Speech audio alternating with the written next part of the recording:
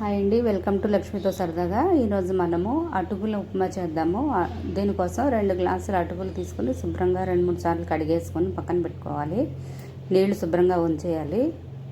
ఒక చిన్న ఉల్లిపాయ, ఒక 2 పచ్చిమిర్చి, చిన్న అల్లం ముక్క, కొంచెం కరివేపాకు, కొద్దిగా కొత్తిమీర, పోపు సామాన్లు, 1 స్పూన్ వేరుశనగ గుళ్ళు, 1 స్పూన్ శనగపప్పు, 1 స్పూన్ మినపప్పు, 1/2 స్పూన్ ఆవాలు, 1/2 స్పూన్ జీలకర్ర తీసుకోవాలి. సరిపడ ఉప్పు, ఒక చిన్న నిమ్మకాయ అంతే.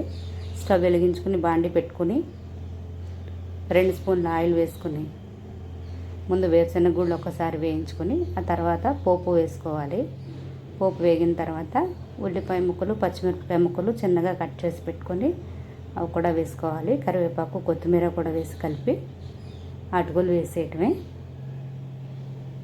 ఉప్పు సరిపడా వేసుకోవాలి. వేసుకొని ఒకసారి కలుపుకొని స్టవ్ నుంచి దించేసుకోవాలి. ఉల్లిపాయ, పచ్చిమిరపకాయ వేగక్కర్లేదు, కొంచెం ఊరికే ఒక్కసారి వేడి తగిలితే చాలు. పోపులో వేసి వెంటనే ఉల్లిపాయ ముక్కలు, పచ్చిమిరపకాయ ముక్కలు వేగకుండానే వెంటనే అటుకులు వేసేసుకోవచ్చు. అవి కొంచెం పచ్చి పచ్చిగా ఉంటేనే బాగుంటాయి. అంతే, అటుకులు ఒకసారి కలిపేసుకుని దించేసుకోవడమే. ఇప్పుడు కొంచెం చల్లారిన తర్వాత నిమ్మరసం వేసుకోవాలి. టేస్ట్ చాలా బాగుంటుంది, ఒకసారి ట్రై చేసి చూడండి. అంతే, అటుకులు ఉప్మా రెడీ.